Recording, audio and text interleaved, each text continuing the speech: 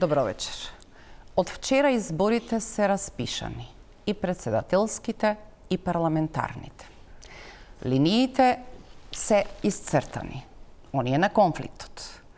Меѓутоа, помеѓу има се уште многу игра, дури е половина од февруари, а магнитудите на интензивните февруарски потреси очигледно најавуваат дека за некои ова може да биде дури катастрофично. Дали се претерани прогнозите дека 12 февруари, како денот кој што остави многумина беспатни исправи, луѓе кои што ќе останат заробени во сопствената држава, е всушност денот кој на некаков конечен начин можеби ќе го определи исходот на 8 мај. Кој всушност чарува? Што се случува од јасно исцртаните линии и долгата приказна за веќе составените формации на изборите? Очигледно нешто во тој Европски фронт тешко шкрипи. Дали Арбен Тараварија повлече ногата и сега гледаме цела една серија на пресложување на игрите во кои некој веројатно ќе биде сериозен губитник.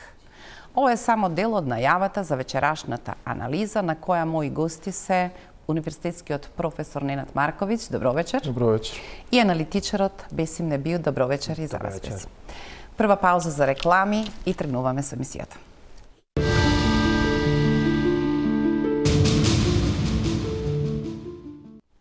Да, почнуваме со емисијата. Професор Марковиќ, лаик да е човек, наблюдувајќи го ова што се случува непосредно пред 12, а особено по 12 февруари, не може да ги посложи куцките на логичноста, па дури еден граѓанин да ги знаел сите обврски што произлегуваат од законот, секако не можел да знае дека во заднина, без оглед што успел да стигне да се фотографира, образци за да му биде произведен пасошот не постојат. Дали сега, ако ова го сместиме во некаква динамика до изборите, може да биде клучниот проблем во разврската на оваа ситуација во смисла на тоа како ќе се распредели или дистрибуира перцепцијата за ужасната грешка која создава сериозни последици? Ако сакаме малце шеговит одговор, можам да кажам дека тоа од рубриката You had one job или имавте само една работа и таа не успеевте да завршите. А ако сериозно анализирам, секогаш сум грешил кога сум мислел дека одредени мета наративи или мета теми кои нам ни се важни во ваквите дебатни емисии во академски кругови, во аналитичарски кругови се поважни од темите кои секојдневно ги допираат граѓаните. Апсолутно сметам дека ова што се случи со патните исправи, не само со патните исправи, со документите генерално и овај last minute спасување на ситуацијата со возачките дозволи и така натаму, многу повеќе може да влие и да одземе од рейтингот на оние кои се одговорни за ситуацијата која настана отколку било каква, не знам, и промена на името, ветото од Бугарија и така натаму, затоа што луѓето и дел од нив сериозно се соочуваат со неможност да се изборат за својата екзистенција, како што се, например, не знам, превозници, шпедитери, такси возачи и така натаму, кои можеби возат меѓународни тури и така натаму и така натаму. Ние сакаме да мислиме дека големите теми се многу важни. Големите теми само прават некаков амбиент за нешто. Ви имате формулации, например, од техничкиот премиер, добро да немаше 150.000 граѓани во истиот проблем да имаат проблем со пасошот. Тој тип на проценки напросто е толку сериозен фаул или толкувањето дека ќе видиме што ќе правиме со тие што имаат итна неопходна потреба. Никој не е повикан во смисла на нашите одлуки, слобода и право да проценува дали тоа поради што во овој момент ни треба пасошот е од типот нужна здравствена интервенција или е напросто свадба во Хрватска. Тие немаат право на тој тип на, како се вели, на... Се согласувам и проблемот, мислам дека во ова студио пред 2 или 3 вечери одлично го анализираше една друга екипа. Тука нема многу што да додадам, проблемот е настанет веројатно во оној момент кога продолжиле да се даваат исправи, особено пасоши со без придавката северна, а веќе стапил преспанскиот договор на сила и уставните измени били изгласани. Значи коренот на проблемот е таму, можеби немаше да решиме 100%, ама ќе решивме добар дел и немаше да биде ваква една драма на социјалните мрежи. Ова релативно лаконска изјава може многу лесно да се демантира со едно обично влагање на Facebook или на Twitter или на, па ако сакате дури на LinkedIn, која е мрежа која претежно не се користи за таков тип на статуси, да видите дека 99,97% од статусите се посветени на оваа тема. Што значи дека да, вие можете да кажете дека нема 650.000 одеднаш да излезат и тоа е точно, меѓутоа дали е некој свесен колкав е степенот на негативна енергија и пизма која постои кај луѓето, која е апсолутно оправдана.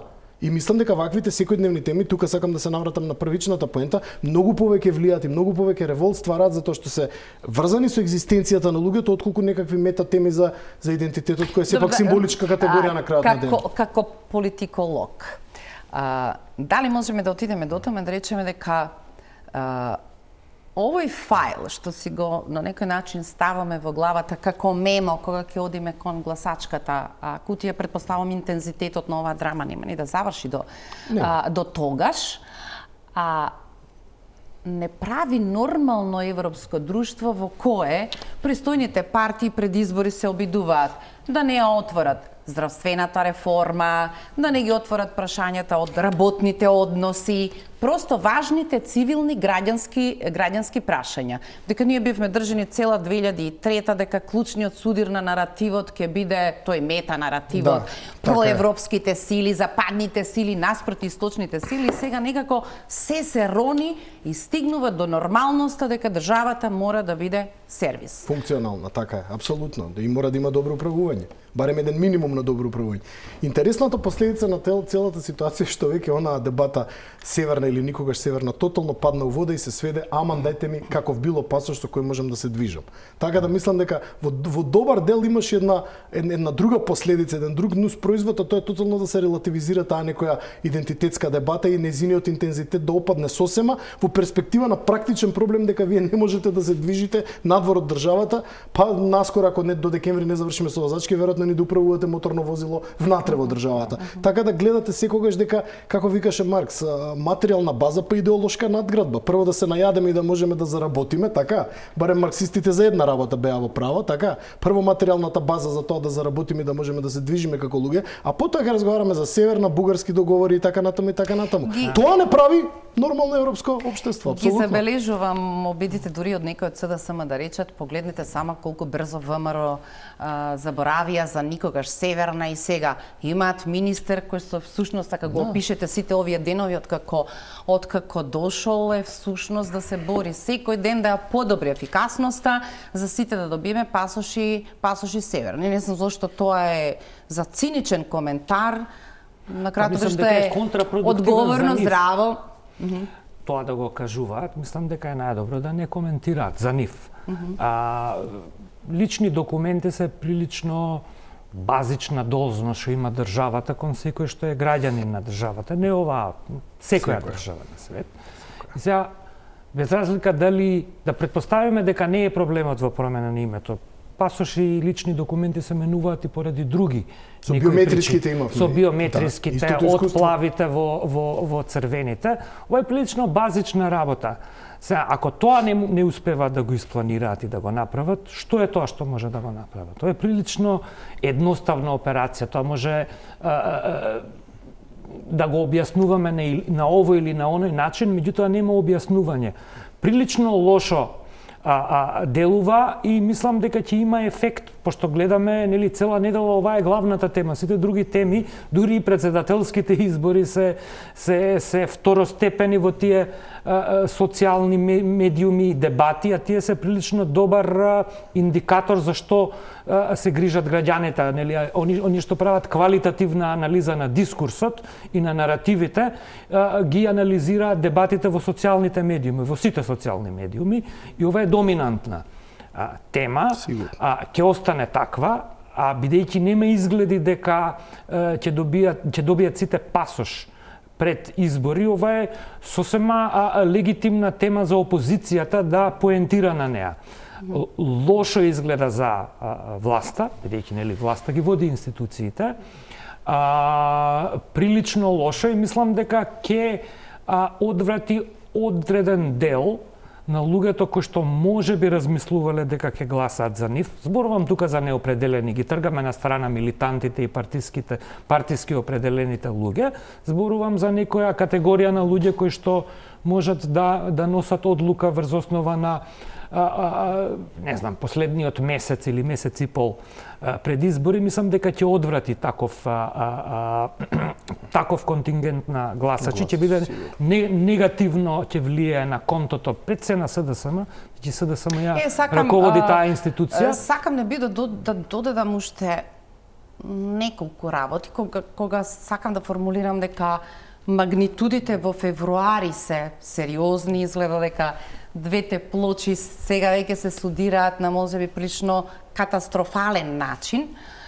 Меѓутоа, потреси кои покажуваат дека нешто длабоко не е во ред или можеби упатуваат дека ова е операцијата на сите операции околу кои требало апсолутно внимание, е тој тип на вознемирување на граѓаните. Фондот за здравство влегува во штрајк. Не можете да завршите услуга. Имате хакерски напад на базата на фондот. Имате хакерски напад на оваа база.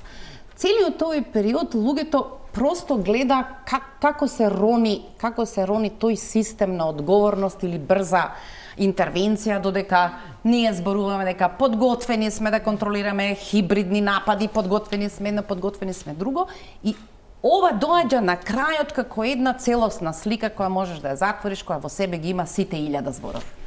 Значи, прилично елементарна работа, со која што сите се судруваме, лош тајминг упатува на отсуство на грижа. Пошто нема друго објаснување, ако никој не размислувал за тоа. Како може да не нарачате образци? Мислам, прилично елементарна функција. Јас не велам дека министерот заборавил да нарача образци, меѓутоа целиот тој зинџир на команда таму очигледно потврлил. Ако потврлува за ова, за што се друго потврлува? Така да ова е некој вид на мега објаснување за сите други потврлувања и веројатно карактеризација на илустрација на како тој систем не функционира. Денес како се јавите за итен документ, го добивате за 3 месеци. Каков е тој итен документ за 3 месеци? Ако одите по редовна постапка, добивате денеска за 6 месеци. Има една јануарска комуникација, мислам дека 11 јануари, кога председателот Пендаровски се обидува да предочи дека влегуваме во последната фаза на проблемот и дека тој може да се радикализира, обидувајќи се да испрати порака дека по 2 линии треба да се делува. Да се види што може да се направи со брза измена на законите, точно позиционира кои закони, и дека треба да се види со партнерите од Грција што можеме да направиме во смисла на аргументација дека имаме технички проблем. Одговорите се интересни, зашто сега целиот фокус е да речеме само кон Оливер Спасовски. Премиерот има една чудна дикција во својот одговор, во која на председателот ме препорачува да проба тој со председателката на Грција, а дека тој лично ќе разговара, внимавајте, ова 11 јануари, значи месец дена пред крещендото на целата приказна, дека со тие двајца министри со кои разговарал Пендаровски, ќе разговара и тој. Погледнато од денечен аспект изгледа толку несериозно, што можеби влетувањето на Буер Османи во таа расправа, ало прекинете го, ова имаме една задача да видиме максимум што можеме да направиме до 12 февруари, а веќе од 13 да видиме што со партнерите можеме да направиме околу оваа приказна. Дали сега ретро гледајќи таа мала полемика од тој 11 јануари, ни станува јасно дека никој не сакал концентрирана енергија во која се обидуваме да спасиме што можеме да спасиме. По мој сознание, Пендаровски предупредуваше многу порано од јануари. Ама да речеме дека тоа биле наши неформални дискусии. Јас како дел од Советот за безбедност и така редовно комуницирам со него и ние сме го разговарале овој проблем не еднаш.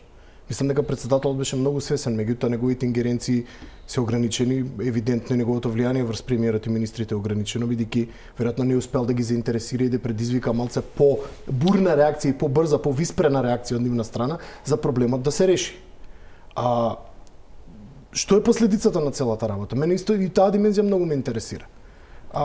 Како што кажа соговорникот, апсолутно излага дека министерот ја понесува политичката одговорност. Него ќе го исмеваат, него ќе му прават притисок, ама ние евидентно имаме структурална аномалија во МВР. Ако таму не се нашол човек кој ќе го фати за ракав и ќе му рече министре, немаме образци, многу луѓе ќе се сликаат, дајте да набавиме уште 20 апарати, да отвориме уште 5-6 пункта низ Скопје, нека се сликаат по други градови или барете некакво XY солуција некаква. И тоа не го направил во април минатата година. Купете нови апарати. Или во јуни или не знам у октомври.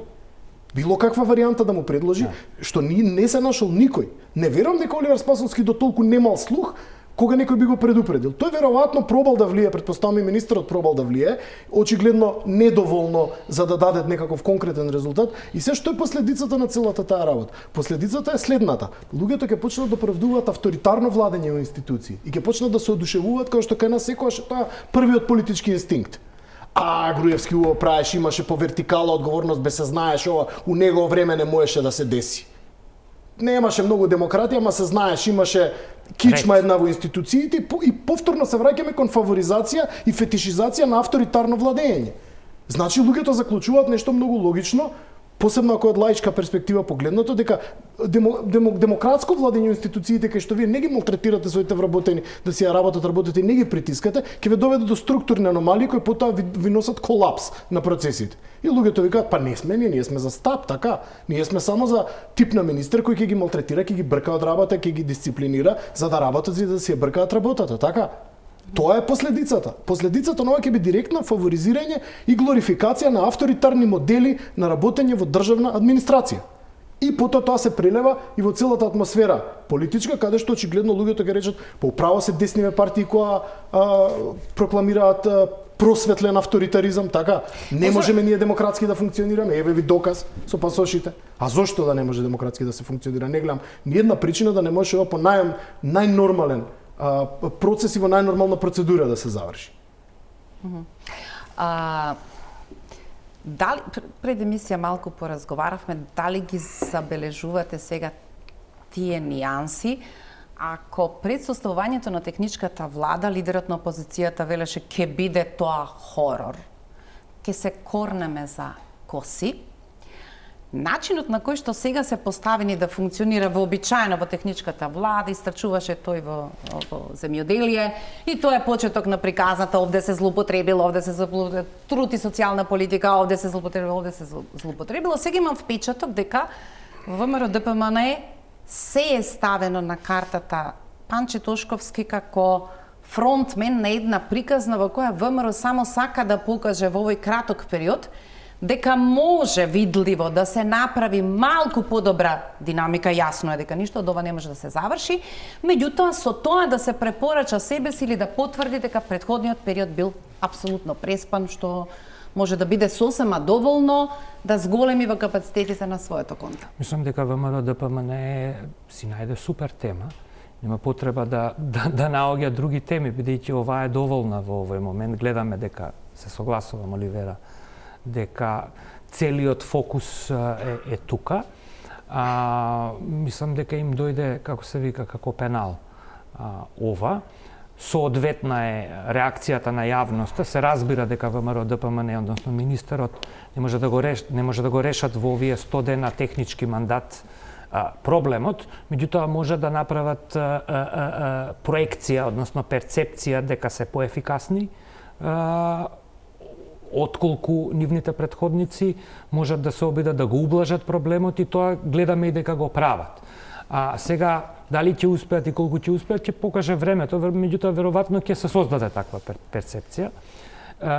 Нели веќе оперираат со скратени рокови, доколку се јавевте пред 2 недели ќе беше уште подолг рокот, че има некоја зголемена ажурност таму и мислам дека они ќе го користат барем во овие почетни фази од кампањата, односно од предкампањата, бидејќи кампањата се уште не е почнато, како силен адут ќе се фокусираат на тоа и нели честото појавување на министерот, новиот министер технички за внатрешни работи и во јавноста упатува на овој заклучок, дека се експлоатира таа тема од страна на ВМРО ДПМН. Нема потреба од поголеми караници, ова е доволно добра тема за нив.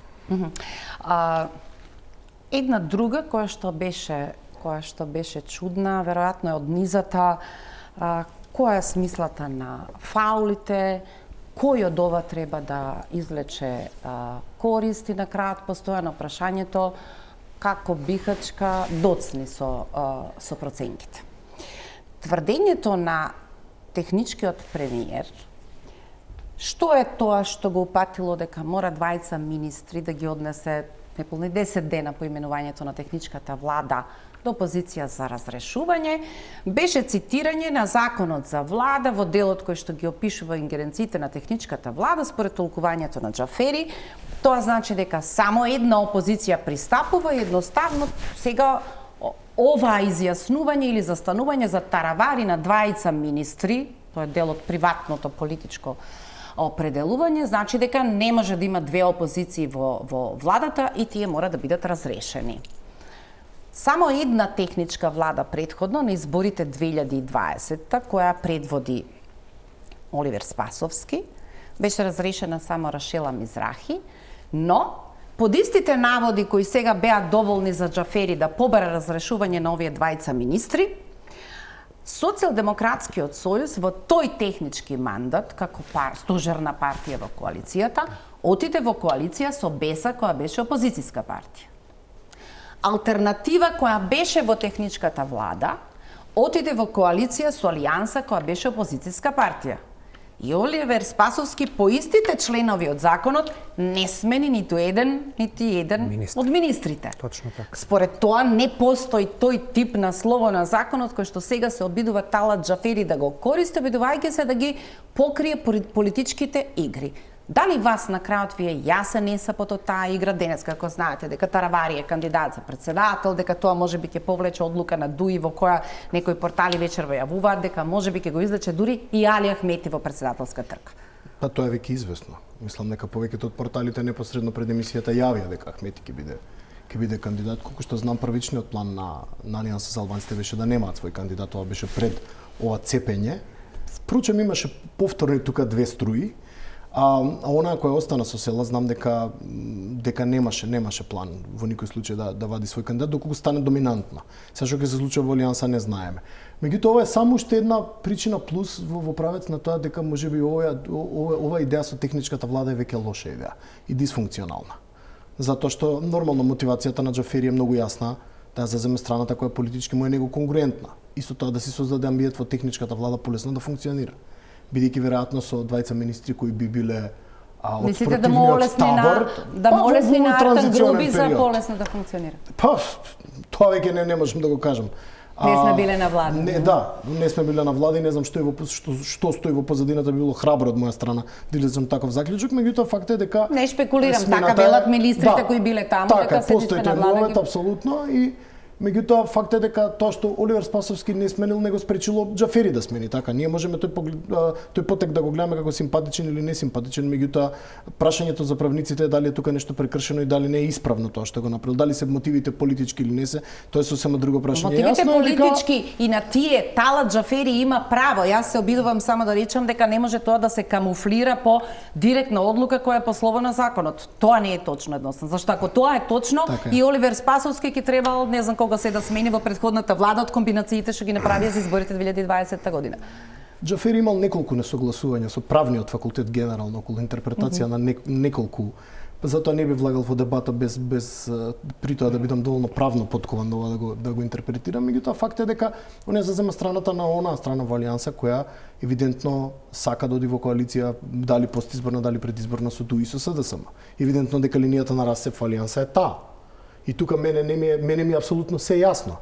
Прашање за легалистите, дали тоа по словото на законот или не е по словото на законот, дали ќе го камуфлирате вака или онака во политичкиот пиар, во крајна линија не е толку важно.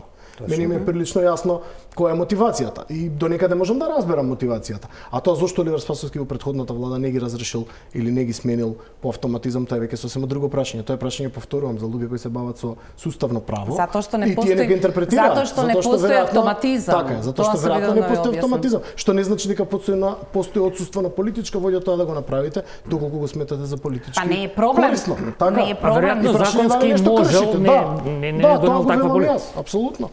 Затоа техничкиот премиер треба да ја брани на друг начин одлуката, не да се покрива со обврзност по законска норма, што имаше што многу не поголем имаше многу поголемо несогласување, само ќе го кажем една реченица околу свикувањето на собранието во вонредна состојба.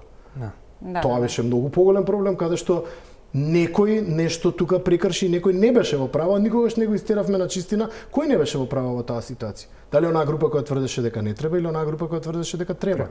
Јас се инклинирав повеќе кон втората група и тука не бевме со Џафери на иста страна.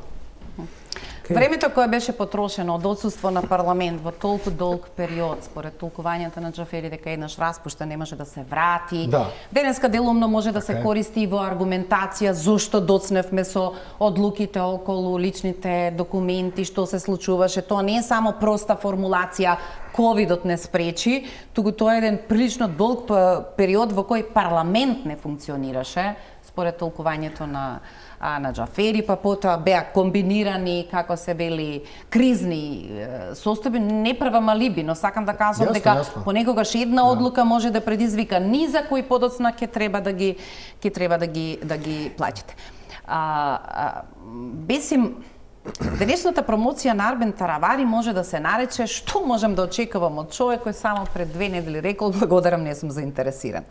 Што е тоа што одеднаш ќе ве заинтересира или сепак Таравари е комуникацијски мајстор во однос на конкуренцијата, ако можеме да опишеме дека во оваа работа е скоро трговец поединец кога решава да изврти грб на алијансата на албанците. Дали всушност само се работи за одлично мајсторска презентација која со помалку рани го донесе во ситуацијата во која што денеска зборува дека тој може да биде заедничкиот именител кој што од различните диверзитети ќе успее да создаде приказна за соживот. Сега да се навратам и на претходното прашање. Ако вечерва го прашате Зијадин Села кој е председател технички на Алијанса на албанците, он сигурно ќе ви каже дека е Арбен Таравари, председател на барем до 17 кога е конгресот на неговата страна. И Арбен Таравари ќе ви го каже истото. Значи тука нема несогласување. Според статутот на партијата и Арбен Таравари, додека зборуваме во овој момент, е се уште председател за двете страни. Фактот дека он фактички е, односно неговите министри се избркани од владата, е политичка одлука, пред себе рекол на Дуи. Дали ја донел одлуката премиерот Талат Џафери или раководството на Дуи е сеедно за оваа анализа, тоа е еден класичен чин на бркање, односно на арбитрирање на тоа кој е наследник во алијансата. Тој расплет сигурно ќе има судска завршница, нема да биде прв пат. Меѓутоа технички они може да почекаат барем до задутре. Така, не можеше за 24 часа да донесат одлука која, они донесоа одлука која се алијансата на албанците. Така, односно кој е председател на алијансата на албанците, пред алијансата сама да излезе на конгрес и да ја донесе таа одлука. Дали всушност, без оглед што овие други владини партнери побрза ова работа да се расчисти, ако ова се цепи, да видиме што можеме да земеме, останували тука села во некаква игра, неважни се математиките, всушност беа погрешни математики, затоа што ако нешто можеше да ја засили мисијата во наводници на Таравари, кога во неа комуниколошки ќе ставите и елемент на жртва, загуба и дека всушност за Таравари овој начин на поведение на коалиционите партнери во владата беше всушност посакуваниот засилувач кој што него му ја дава оваа шанса да игра сега како што игра. Има елемент на тој, ова не е прв пат, значи СДСМ на сличен начин и Дуи постапија и со алтернатива пред една година, а еднаш пред тоа во времето на премиерот Заев и со алијанса која беше заедно. Значи тука постои еден континуитет во начинот на кој што мислам дека тоа малце поелегантно може да го изведуваат, бидејќи создава еден горчлив вкус. Алијанса влезе во владата преку својот председател. Имаше ракување со председателот на владата, се договорија, мислам дека они можеа малце поубава тоа да го изведат и верувам дека господинот Таравари може тоа да го користи. Дали тоа има ефект во начинот, односно во динамиките, барем во албанскиот дел од јавноста, мислам дека нема преголем ефект. Мислам дека имаше очекување дека ова ќе се случи. Значи не е големо изненадување, самото цепење на алијанса во две страни. Мислам дека ова не е ни првиот чин од тоа разидување, втори или трет чин, значи еден подолг процес кој што трае во континуитет и кој што има неколку епизоди. Ова е веројатно конечната и крајната епизода, така да веројатно поради тоа не се доживува на тој начин. Лидерите на опозицијата беа многу транспарентни во последните 2 месеци колку многу им треба оваа коалиција во овој момент, бидејќи нели ќе создаде поинаква атмосфера и друг моментум. Од друга страна и господинот Али Ахмети исто така беше транспарентен колку му треба алијансата заедно за неговите изборни математики, така да како и да беше ќе требаше да се донесе одлука која што ќе значеше пресекување. Мислам дека нервозната реакција на владата е еден фактички индикатор на тоа колку незадоволство, односно нервоза има создадено во самата влада, односно рековме во ДУИ оваа одлука на господинот Таравари да не оди со ДУИ на избори. Предпоставам Таравари е човекот кој што одржуваше комуникации во смислата на понуда со двете страни.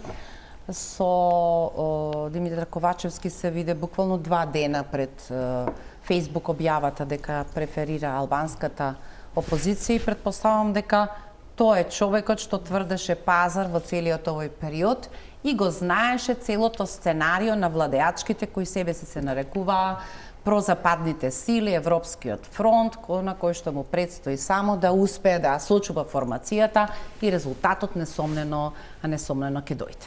Да паче зборуваме ДУИ што ќе прави, што направила Алијанса, јасно ли ви е воопшто во овие потези кои вака буквално неделно се исцртуваат, што прави СДСМ? СДСМ веројатно се обидува да пресмета каква е сега кој е најоптималното сценарио за настап. Мислам дека тоа не е партија која вчерашна и знаат отприлика како стојат и испитувањата на јавно мислење. И маневарскиот простор тука е Алијанса бисна, ќе се навратам на поентата зашто Алијанса беше важна и зашто тие две гравитацијски сили ја расцепија практично на пол очигледно.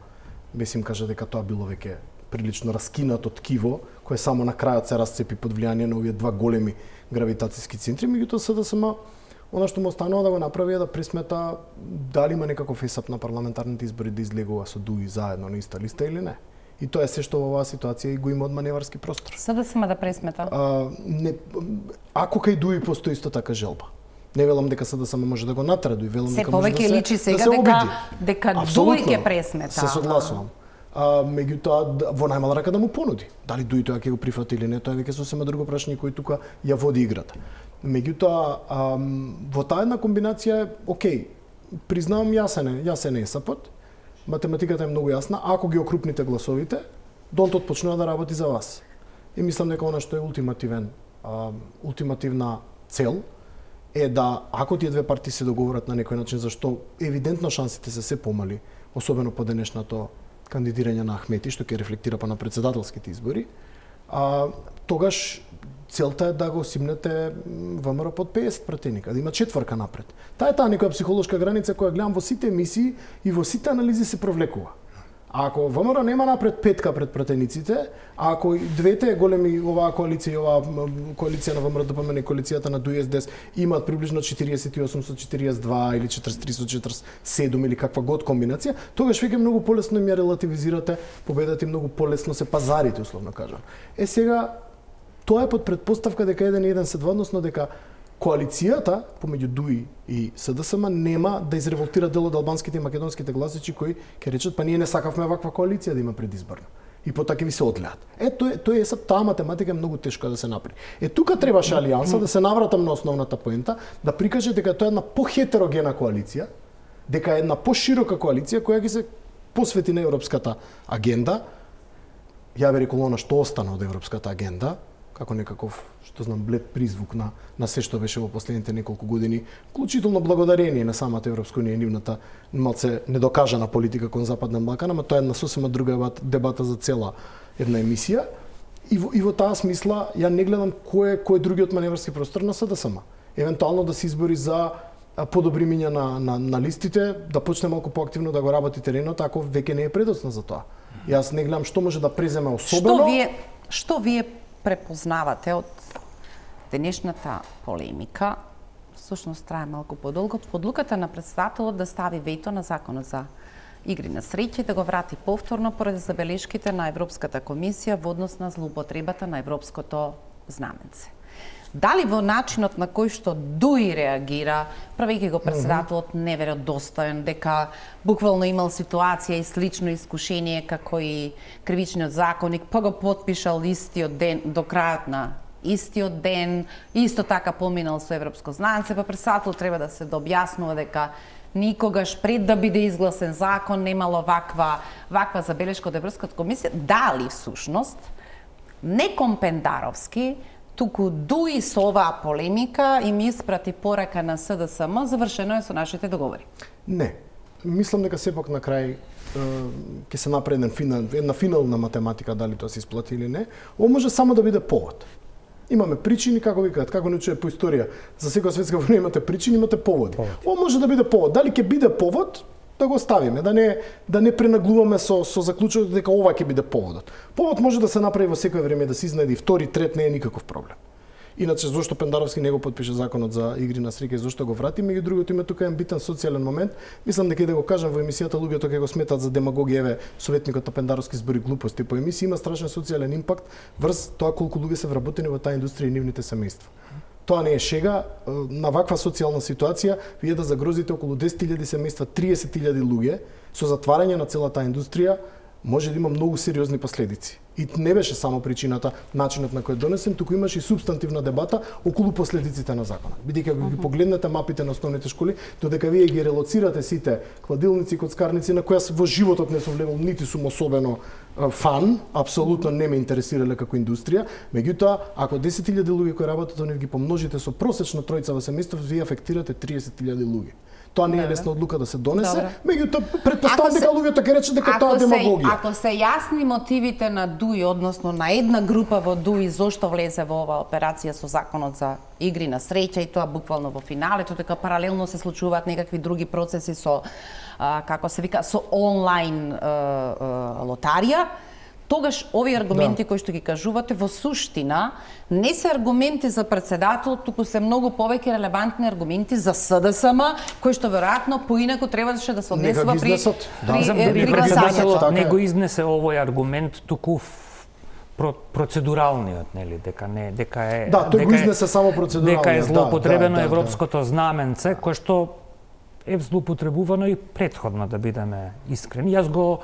Јас мислам дека аргументот е окей, не треба да се злоупотребува европското знаменце и тој како таков си стои. Претседателот ја има таа функција, меѓутоа доколку го користи тој аргумент, ќе беше во ред да го користи и во други, да го користеше и во други ситуации. Претседателот прави денеска јасна дистинкција. Ова е прв закон кој што додека бил во постапка во собрание, значи не донесен, не имаме отворено писмо до владата, собранието, претседателот, дека ова е класична злоупотреба на европското знаменце, бидејќи нема усогласување со никаква директива. Се разбира дека претседателот сосема свесно разбира дека измените на кривичниот законник кои се клучната точка во нашето превреднување што правите по ѓаволите, реакцијата на Европската комисија дојде по изгласувањето на законот, иако во смисла на неговата тежина, во содржинска смисла, беше далеку посериозен од ова, бидејќи се што е нотирано и во извештајот јасно упатува на големо разочарување зошто вака одигравме со кривичниот законник.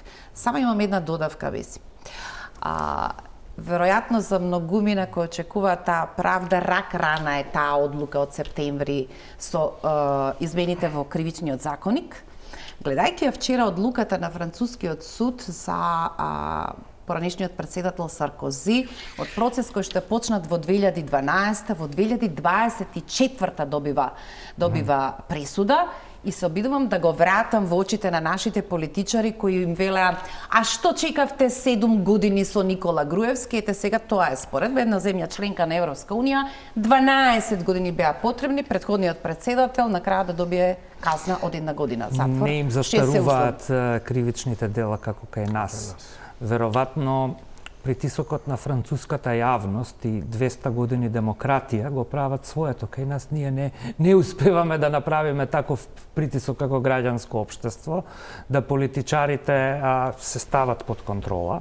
Значи, затоа нивните кривични дела ем се амнестираат, ем застаруваат како ќе се договорат меѓусебно. Друг коментар, па и друга анализа е невозможна во оваа ситуација. Веројатно било која друга политичка партија во Франција ќе трпи повеќе штета отколку корист, вклучувајќи ја и партијата на Саркози. Саркози беше активен политичар и после неговиот мандат, да воопшто се размислува на таа тема, да се обиде да се амнестира преку интервенции во кривични закони и слични. Тоа е, сега да се вратиме на првата тема, тоа е фактички бенефитот од живење во една стабилна демократија во која што сепак одредени работи се вон дометот на политичарите, дури не ни помислуваат да посегнат по нив. Ние очигледно не сме стигнале до таму. Дури и кога се буниме, односно кога вака дебатираме или јавно или тајно, мислам дека политичарите се уште тоа премногу не ги секира, затоа ги менуваат и веројатно ќе продолжат да ги менуваат законите онака како што првенствено нив им одговара.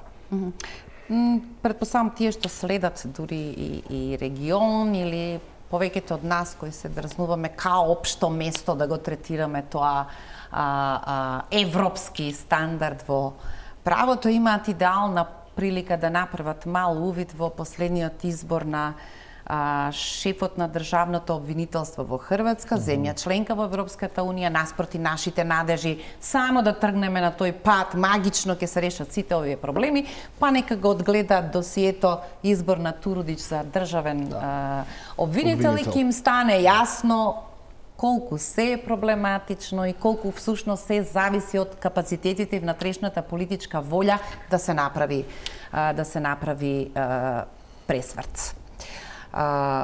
Една дама која вели дека нема да биде политичка манекенка, Банковска, денеска тарабари, претходно Вело Марковски, двајцата клучни играчи во оваа трка СДСМ и ВМРО ДПМН ги одложуваат за подоц на своите официализација на номинациите. Ова сега од попладне во Али Ахмети дан не кандидат, еве го ставам се уште во фајлот, дека може дури да биде само провокација да се види на терен што ќе се случува. Дали вие сте меѓу оние кои што сметат дека председателската трка сама по себе на 24-ти нема да биде председателски, дека партиите ќе ја претворат во битка на клучното обележување на рейтингот за парламентарните избори на 8? Сигурно ќе се обидат. Сигурно тоа ќе има одредено психолошко влијание, затоа што вториот круг на председателските парламентарните избори се многу брзо. Ќе создаде голема психичка предност или недостаток од истата, нели? Евентуалниот јаз кој би се создал помеѓу двата кандидати кои ќе се пласираат во вториот круг. А истовремено и помалите партии, не само албанските, туку и партиите како што споменавте, нели, професорката Ванковска во име на левица и така натаму, ќе можат горе-доле да тестираат како стојат пред председателските избори и колку може да фиксираат од тие гласови за понатаму. Никогаш ова не се случува вербатим 1/1. Нормално е дека може да има измени врз база на тоа колку сте успеале да кандидирате симпатичен или несимпатичен, популарен или непопуларен кандидат, ама тоа ќе го дознаете на парламентарните избори. Така да верувам дека ќе има влијание, меѓутоа тоа не мора да биде апсолутно. Посебно кај помалите партии кои располагаат со помал квантум на гласови, може да има доста отстапувања од она што е председателски кандидат до она што е партија. Не очекувам чуда да се случат да има не знам какви отстапувања, ама можни се. Ќе видиме и тоа ќе им индицира веднаш дали биле во право и дали воопшто добро избрале во однос на председателските кандидати, така? Ако вашиот председателски кандидат има многу помалку од тоа што ќе добиете, така тогаш сте во проблем. Ке мораме бекиме дека една пауза за реклами и потоа продолжуваме. Знам дека сакате збор.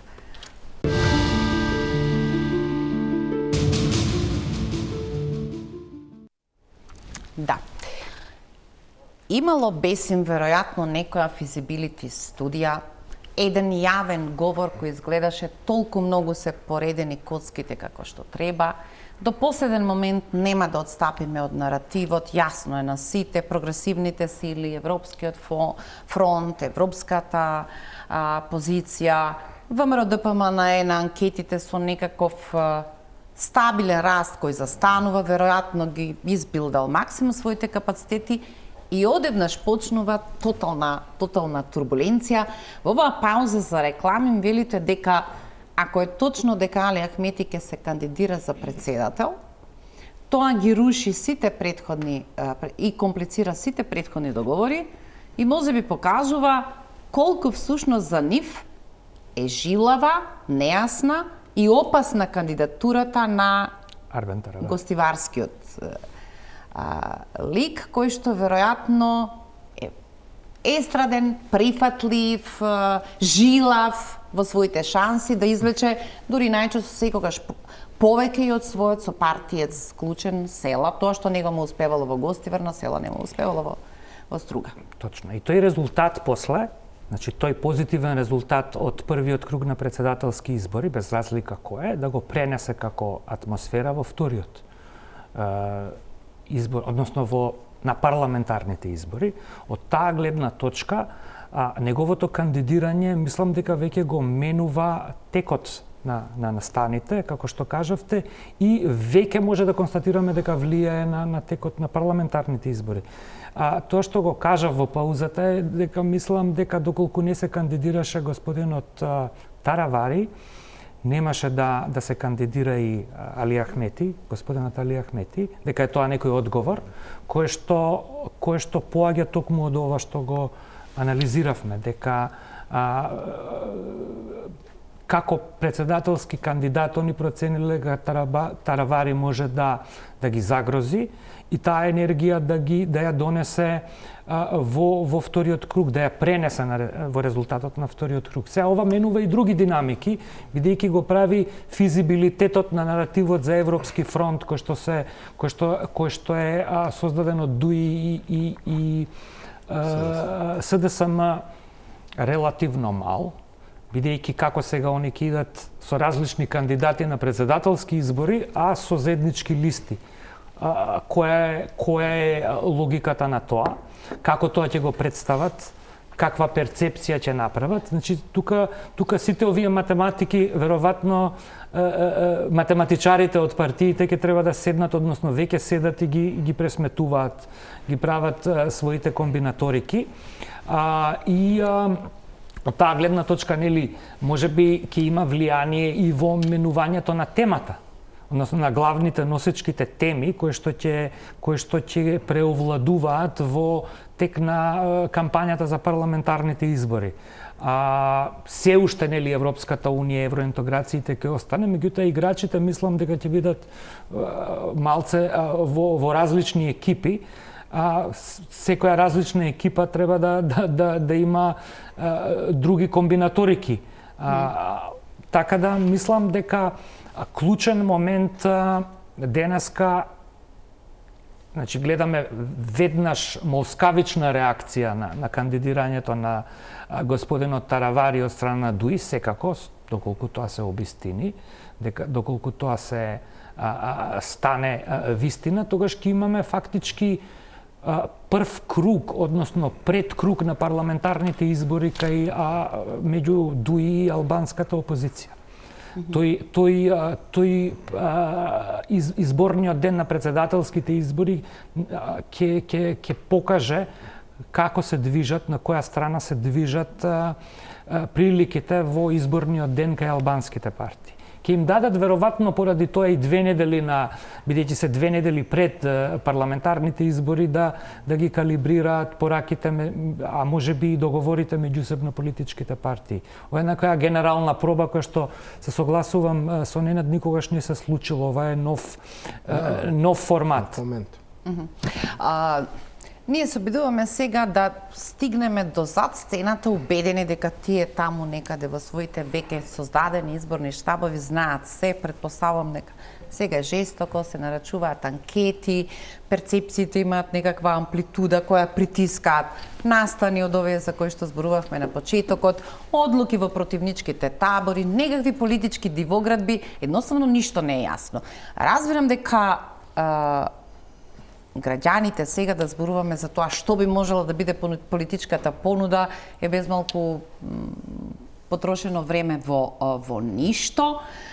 Таа ќе остане непозната се додека не ги стегнат во кампањите своите комуникацијски пораки. Председателот Пендаровски, кој има право на втор мандат и предпоставувам лично својство да се изјасни одам за втор мандат или не, го позиционираше своето изјаснување за втората половина на февруари.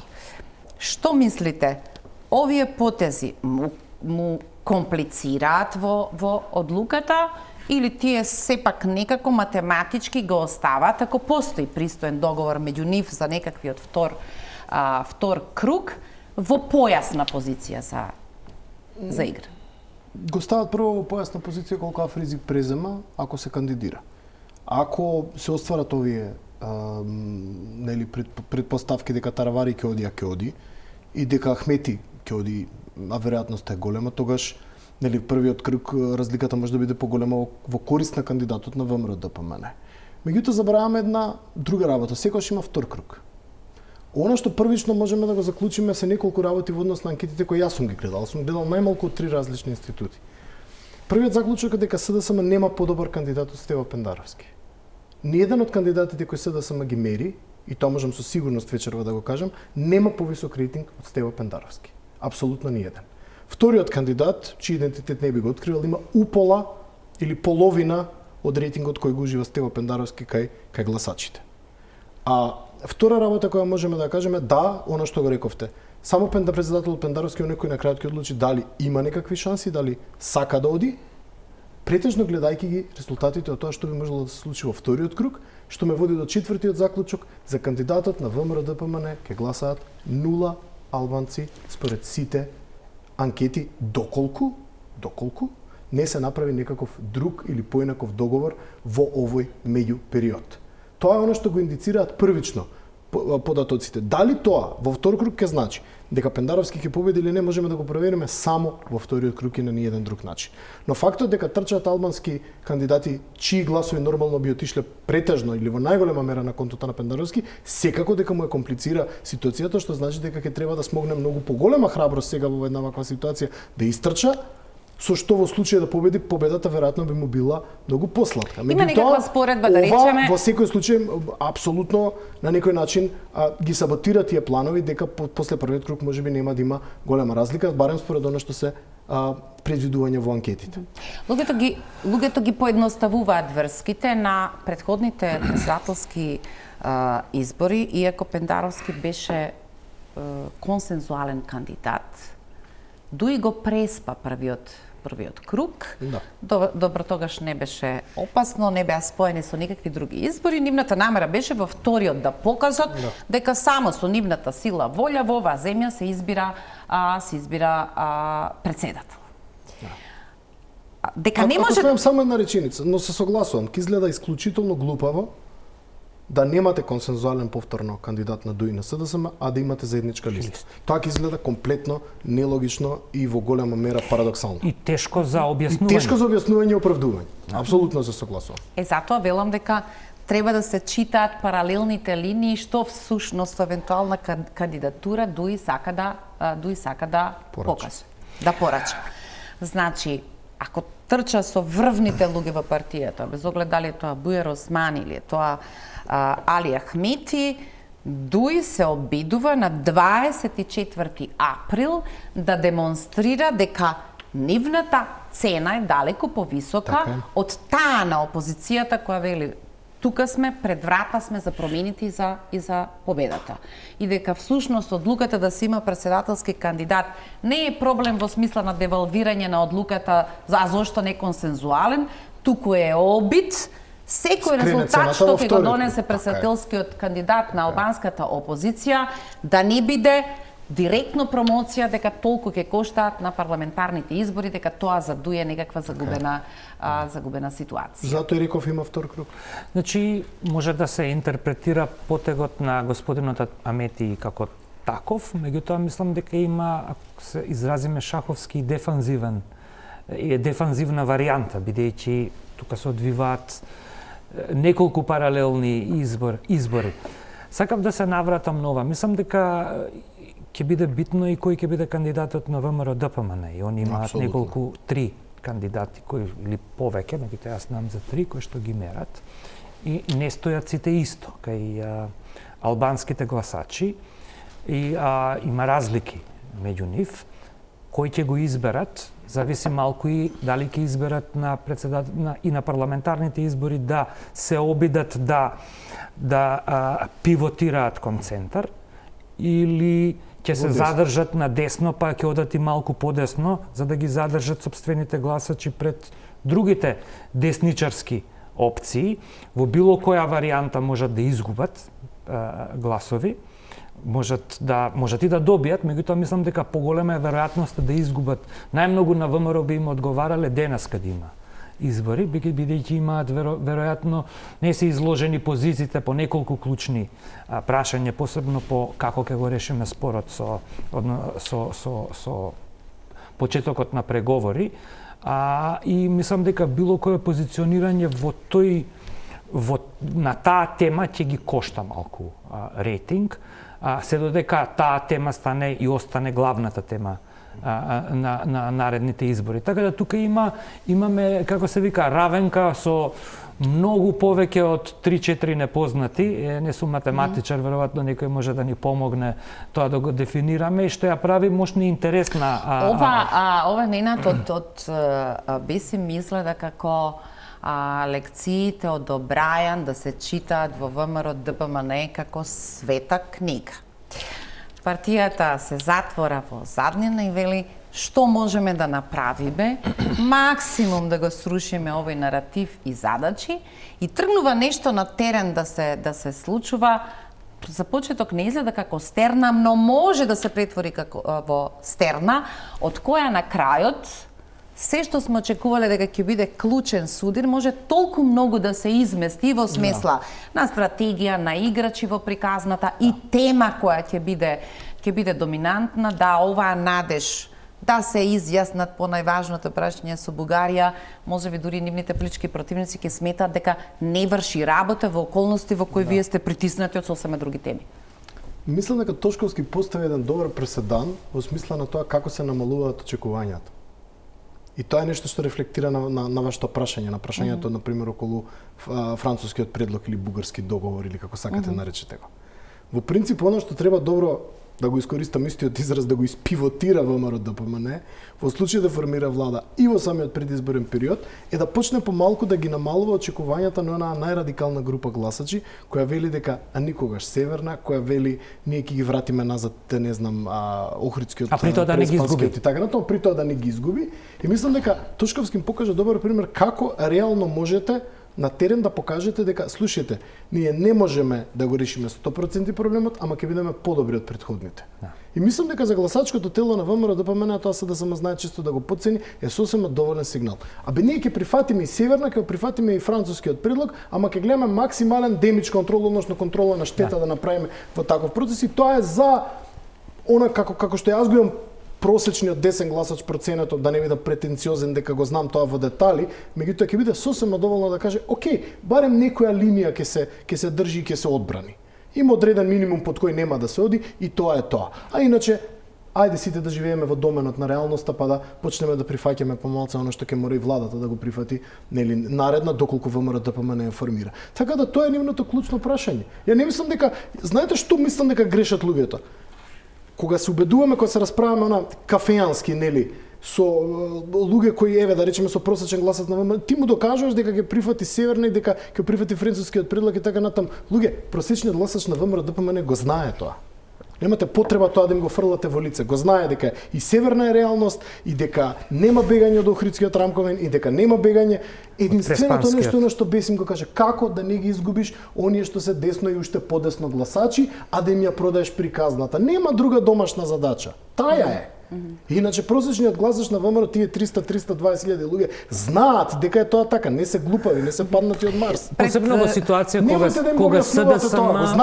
кога СДСМ известно ќе изгуби дел од своите потенцијални гласачи, посебно во таа ситуација, мислам дека зависи кој се согласувам со expectation management, што така пониски и тоа секогаш било оваква цел на сите кампањи, да се намали очекувањето, меѓутоа мислам дека доколку ВМРО ДПМН победи убедливо, тогаш и тоа ќе биде една од темите во изборната кампања, таа може да биде во ситуација и да не го спроведе францускиот предлог, односно да седи или на да тврди пазар, како што или да тврди пазар со години, како што се има случајно порано, што отвора некои други импликации и безбедносни, и регионални, и политички, и реструктурирање и така натаму. Така да и таа варијанта. Ако може само една реченица, јас секогаш била моја теза, дека десните партии инклинираат кон тоа не да ги решаваат